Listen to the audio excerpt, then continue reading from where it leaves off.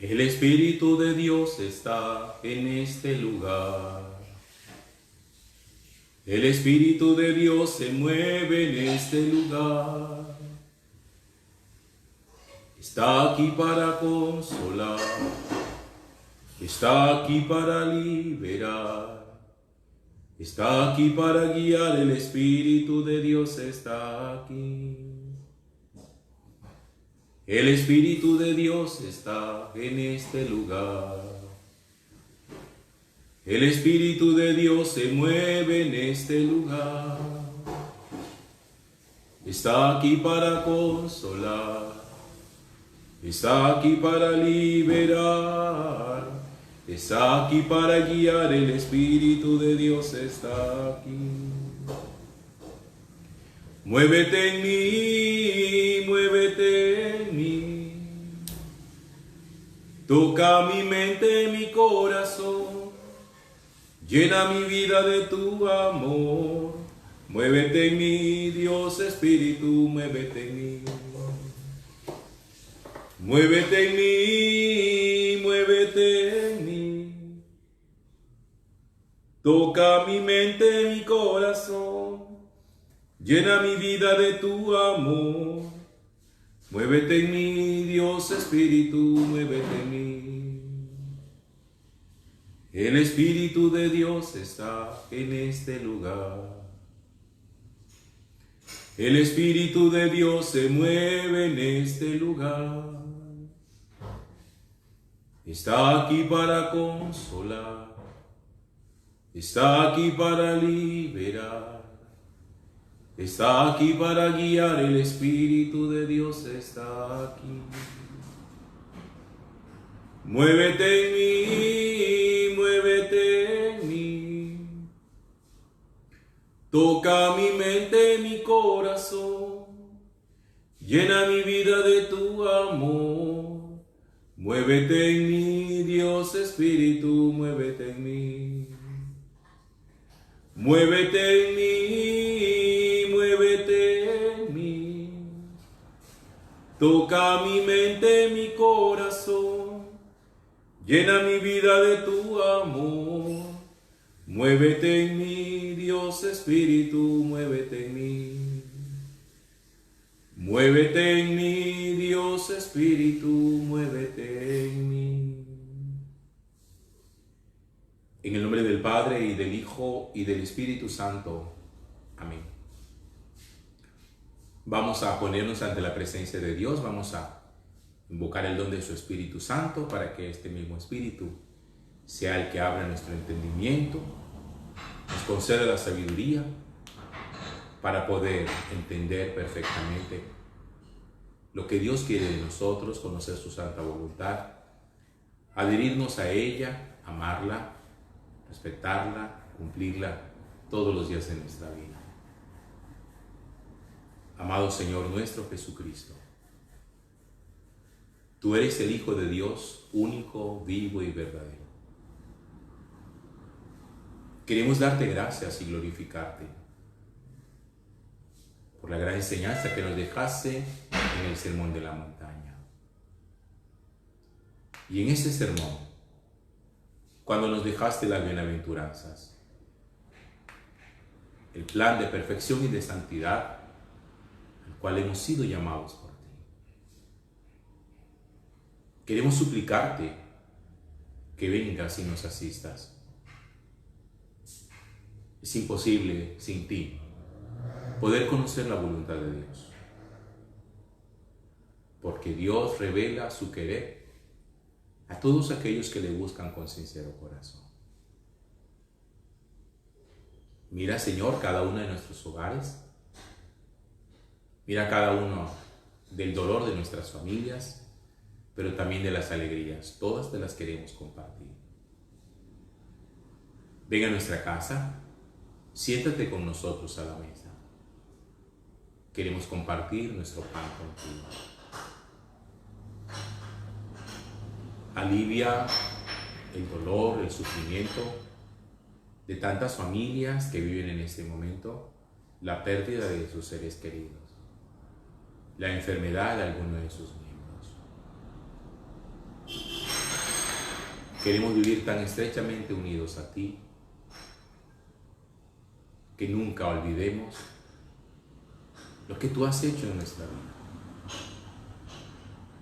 Te rendimos todo el honor y toda la gloria por los siglos de los siglos. Amén.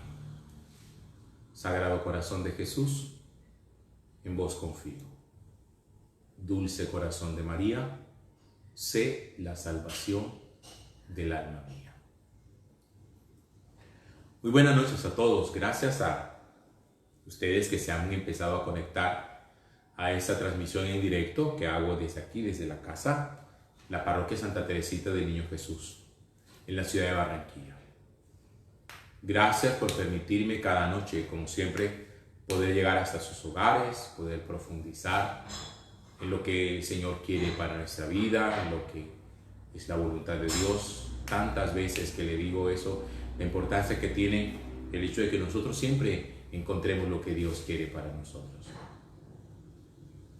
Durante estos días de esta semana he estado compartiendo con ustedes y meditando uno a uno cada bienaventuranza de las que encontramos nosotros en el Sermón de la Montaña, que están contenidos en el capítulo 5, 6 y 7 del Evangelio de San Mateo.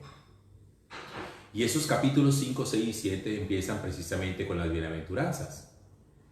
El lunes pasado les hablaba de la primera bienaventuranza: bienaventurados los pobres en el espíritu, porque de ellos es el reino de los cielos. El miércoles le compartía la segunda bienaventuranza: bienaventurados los que lloran, porque ellos serán consolados. Hoy les comparto la tercera bienaventuranza, pero se las quiero leer directamente del texto de la Sagrada Escritura. Del Evangelio según San Mateo. Viendo la muchedumbre, subió Jesús al monte, se sentó y sus discípulos se le acercaron. Y tomando la palabra les enseñaba diciendo: bienaventurados los humildes, porque ellos poseerán en herencia la tierra. Palabra del Señor. Gloria a ti, Señor Jesús. Bienaventurados los humildes, porque ellos poseerán en herencia la tierra. Una bienaventuranza, sin lugar a dudas, densa en su contenido, en su significado, pero que necesitamos interpretar adecuadamente para que nosotros podamos conocer siempre qué es lo que Jesús nos quiere decir a través de ella. Desde el lunes, compartiéndoles las bienaventuranzas, yo les he dicho a ustedes cómo las bienaventuranzas son un plan de perfección en la vida cristiana. No simplemente es un plan para la bondad, no es simplemente un plan para aprender a veces como estamos acostumbrados o como nos contentamos, simplemente para ser buena gente. No es un plan para vivir en el mínimo de la vida cristiana, algo así como cuando uno dice es que yo no robo, yo no mato, por lo tanto yo estoy bien delante de Dios, cuando resulta que la bienaventuranza es como la proyección a la cual Dios nos invita a nosotros para que descubramos que por encima de la bondad Dios quiere nuestra santidad, Dios quiere nuestra perfección, pero perfección cristiana. Por eso Jesús nos recuerda y nos dice: ustedes sean perfectos como su Padre Celestial es perfecto. Esa perfección cristiana, que es muy distinta al hecho de que nosotros nos podamos equivocar, porque a veces pensamos que perfecto significa que uno no se equivoca. Entonces algunas personas, para justificar que no son perfectos, dicen: no, es que todo el mundo se equivoca, el único perfecto es Dios. Eso no tiene absolutamente nada que ver lo uno con lo otro. El hecho de que uno pueda equivocarse en algunos momentos de su vida, cuando uno toma decisiones, cuando uno piensa algunas cosas, cuando uno opta por algo, no significa que uno no pueda llegar a la perfección tal y como la entiende Jesús. Porque la perfección de la que habla Jesús es aquella que que es la conducción a la plenitud de nuestra propia naturaleza, desde lo que cada uno de nosotros es, de lo que cada uno de nosotros vive, y a partir de lo que cada uno de nosotros, desde su temperamento y desde su carácter, ha venido forjando y con el cual Dios puede trabajar y hacer grandes maravillas en nuestra vida. En esa tercera bienaventuranza, bienaventurados los humildes, bienaventurados los humildes porque ellos heredarán la tierra. Nos puede dejar a nosotros un poco perplejos, porque tal vez lo primero que uno tendría que entender es cuál es el significado de la palabra humilde. Y por qué la Sagrada Escritura pone en alto la humildad como la gran virtud de aquellos que aman a Dios y que están cerca de Dios. Recordarán ustedes un texto del Evangelio donde Jesús, orándole al Padre, le dice: yo te doy gracias, Padre, Señor del cielo y de la tierra, porque has ocultado estas cosas a los sabios y a los entendidos. En cambio se las has revelado a la gente humilde, porque así te ha parecido bien. Es que las cosas del Evangelio, las enseñanzas de Jesús, difícilmente son perceptibles, difícilmente se pueden entender cuando uno llega a ellas simplemente con una actitud académica, cuando uno llega a ellas con una actitud científica, con una mentalidad puramente positivista. Las enseñanzas de Jesús, para ser captadas, para ser profundizadas, necesitan un corazón necesariamente reverente, que yo creo que ese es el principio, realmente el principio del conocimiento de Dios y de la experiencia de Dios. A veces somos tan confiados de nuestras capacidades intelectuales, a veces pensamos que nuestras capacidades intelectuales son tan superpoderosas que llegamos a imaginarnos que todo lo que se escape a nuestra posibilidad intelectual no es digna de crédito, no merece ser avalada. Por eso algunas personas dicen: todo tiene que ser avalado por la ciencia, todo tiene que ser comprobado por la ciencia. Si no es comprobado por la ciencia, pues entonces sencillamente no lo podemos aceptar. Y Jesús, en esa oración que dirige al Padre, dice justamente: yo te doy gracias, Padre, porque tú estas cosas se las has ocultado a los sabios y a los entendidos. Hay muchas personas sabias y entendidas según el concepto del mundo. Mucha gente que tiene ciencia humana, hay mucha gente que tiene sabiduría humana, hay gente que tiene mucho conocimiento humano. Hay personas que han leído muchísimos libros, hay personas que han logrado develar los misterios del cosmos, han logrado vencer muchísimas enfermedades, pero no han logrado entrar al corazón de Dios. Y no han logrado entrar al corazón de Dios porque se han querido meter de cabeza al corazón de Dios. Y al corazón de Dios no se llega metido de cabeza. No porque no pueda entenderse. No porque sencillamente sea inexplicable. No, lo que pasa es que para poder llegar al corazón de Dios se necesita la conquista mediante el corazón. A ver, se los explico de esta manera. Cuando alguna persona, no sé si usted habrá vivido la experiencia, cuando alguna persona se le acerca a usted, alguien que le ha tratado con alguna regularidad, y a usted esa persona le dice: yo tengo algo que compartirte, yo tengo algo que decirte, porque lo tengo aquí como un nudo en la garganta. Yo quiero decirte que tú eres muy importante para mí y que yo te amo. Cuando uno no se esperaba una revelación de ese estilo y alguien de quien uno no se imaginaba le dice: yo te amo, la primera pregunta que uno se hace, y fíjense que eso lo quiere uno entender con la cabeza, es: ¿y por qué yo? ¿Qué te ha hecho enamorarte de mí? ¿Qué hay en mí que te ha llevado a ti para que te fijes de esa manera en mi persona? Cuando alguien quiere entender con la cabeza el amor de alguien, siempre le resultará imposible.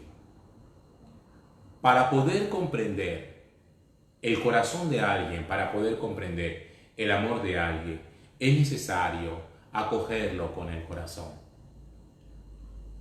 Las ideas se acogen en el intelecto y se refutan con el intelecto, pero el amor se acoge con el corazón y solo se entiende desde el corazón. Por eso, entender el amor de Dios, pretendiendo uno sencillamente meterse de cabeza en el corazón de Dios para poderlo entender, le va a resultar imposible, porque el amor de Dios no se entiende con el intelecto. El amor de Dios solamente se entiende mediante la experiencia del amor. Y para eso, obviamente, se necesita humildad.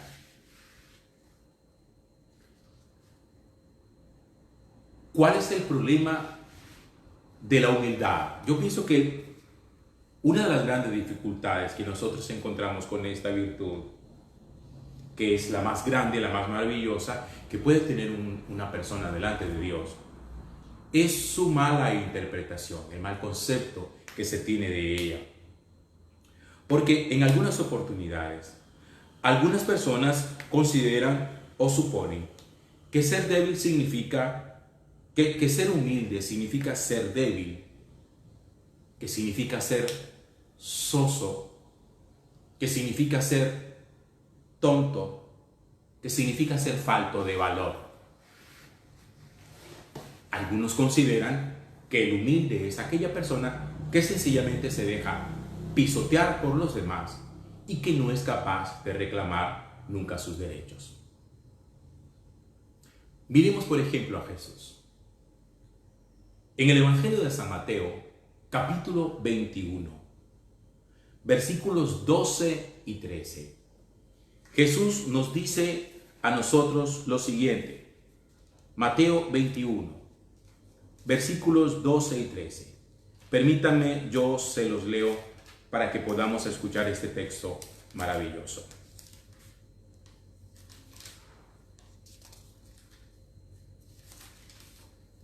Dice Jesús: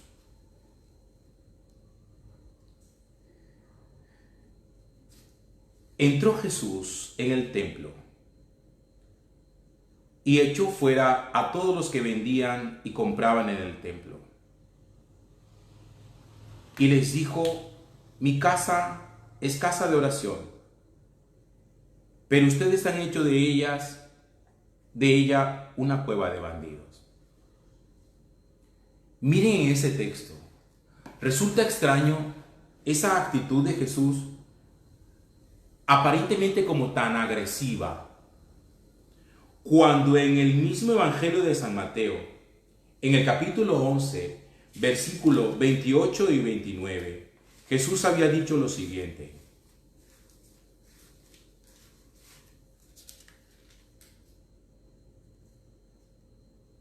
dice: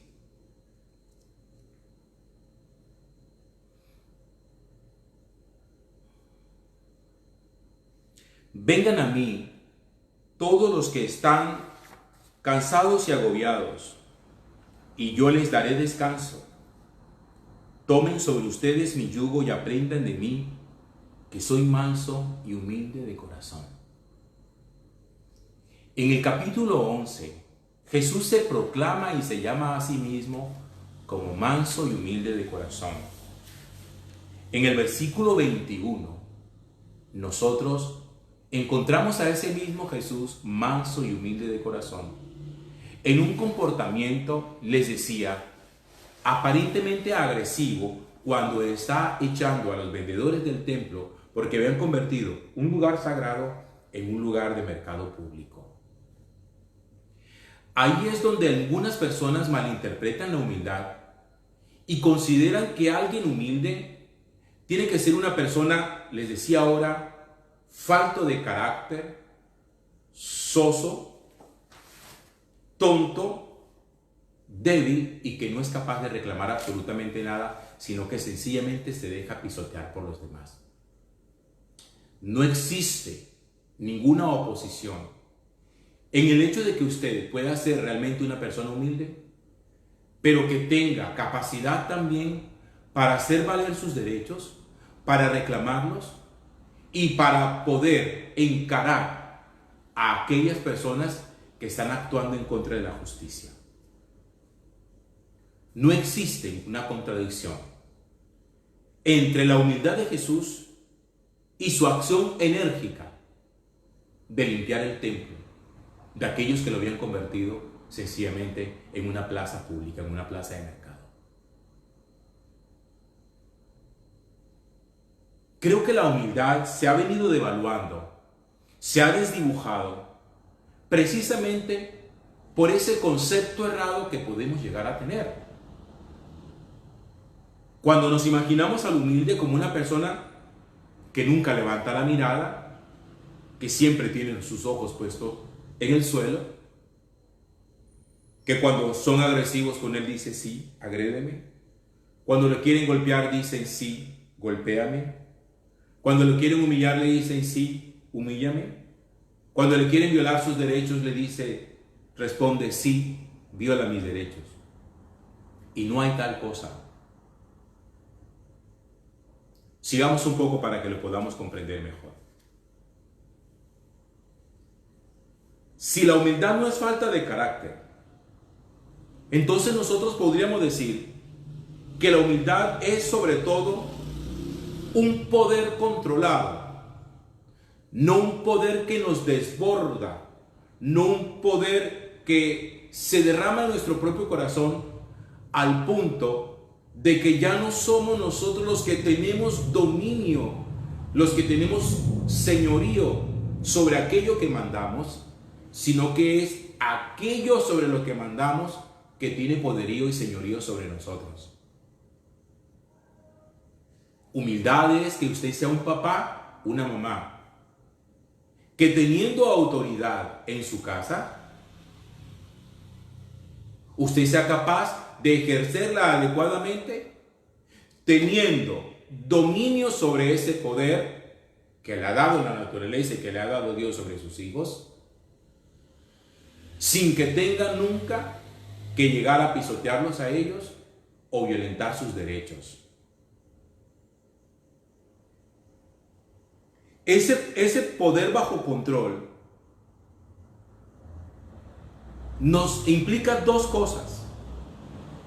La primera, rehusarse a inflar la autoestima. Rehusarse a inflar la autoestima. La autoestima es tal vez una de esas cosas que nosotros hoy con muchísima dificultad alcanzamos a captar adecuadamente, porque la autoestima es la manera correcta, como nosotros mismos somos capaces de percibirnos. Cuando usted es capaz de mirarse en un espejo, pero también de mirarse interiormente y descubrir realmente quién es. Una sobreestimación nos vuelve a nosotros soberbios, pero una subestimación nos vuelve a nosotros humillados. La humildad es el punto intermedio entre la subestimación y la sobreestimación. Cuando uno al interpretarse, cuando uno al verse, cree que es más de lo que es. Eso se llama sobreestimación.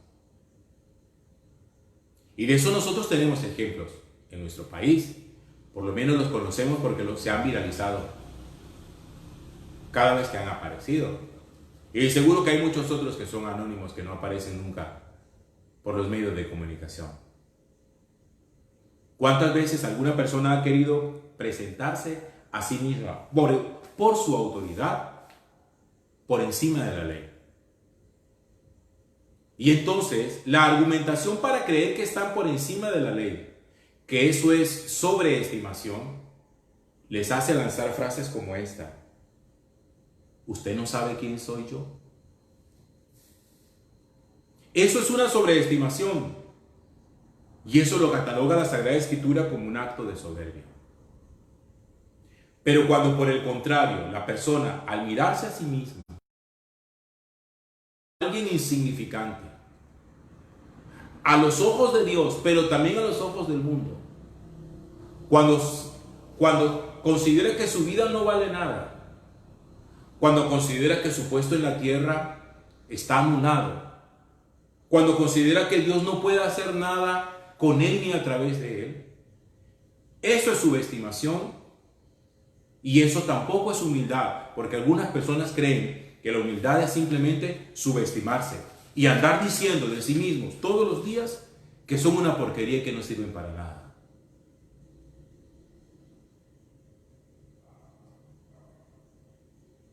Soy confesor. He tenido que ser muchísimas veces director espiritual. Y en ese camino de ser director espiritual, me he encontrado muchísimas oportunidades.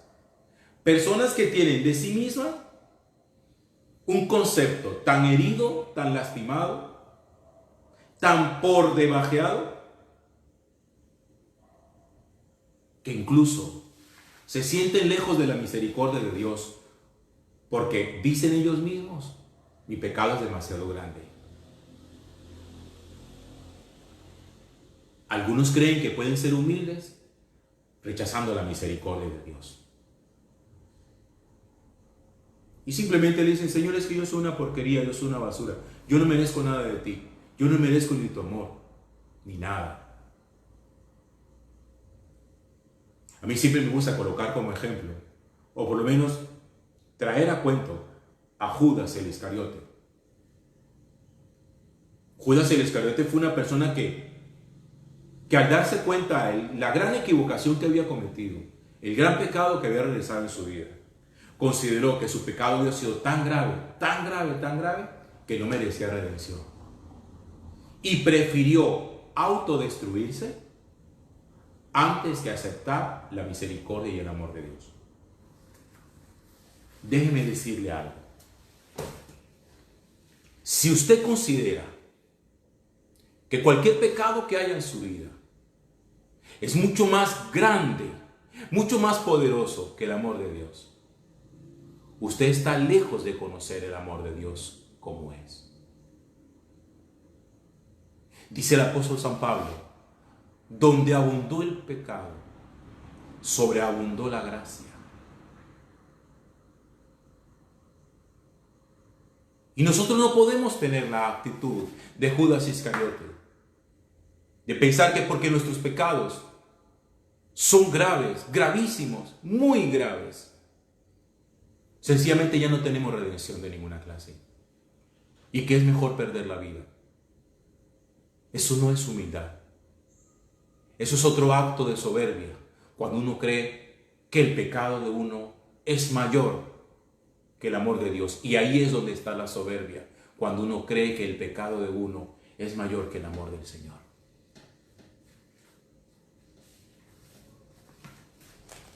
¿Por qué no aprende a rendirse?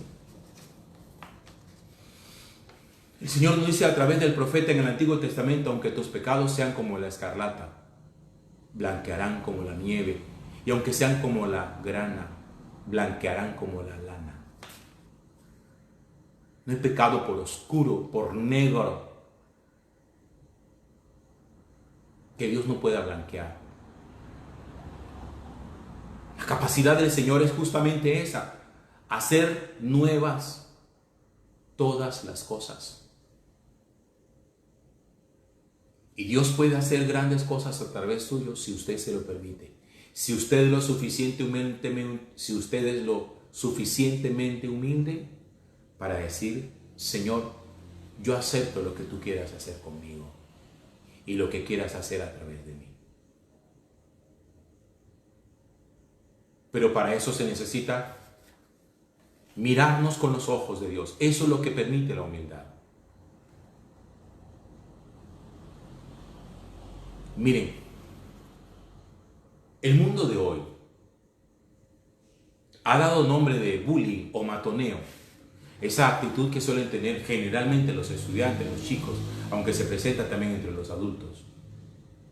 Cuando ven a un compañero que tiene algún defecto físico, algún defecto moral, espiritual, mental, y entonces se encargan de pisotear la dignidad de esa persona, resaltar su defecto, burlarse de su limitación, hasta que los llevan muchas veces a la desesperación y al suicidio. Cuando el mundo, cuando la sociedad, cuando los compañeros de trabajo, cuando los compañeros del colegio lastiman nuestra estimación, lastiman el concepto que nosotros tenemos de nosotros mismos. Ahí donde viene la subestimación. Y con el alma subestimada es muy difícil, es imposible llegar a ser humilde. El humilde es aquella persona que es capaz de reconocer delante de Dios qué puede hacer Dios en nuestra vida y qué puede hacer Dios grandes maravillas a través de mi vida. Pero les decía que también el tener poder y control sobre el dominio de las cosas es poder renunciar a reivindicarnos a nosotros mismos por nosotros mismos.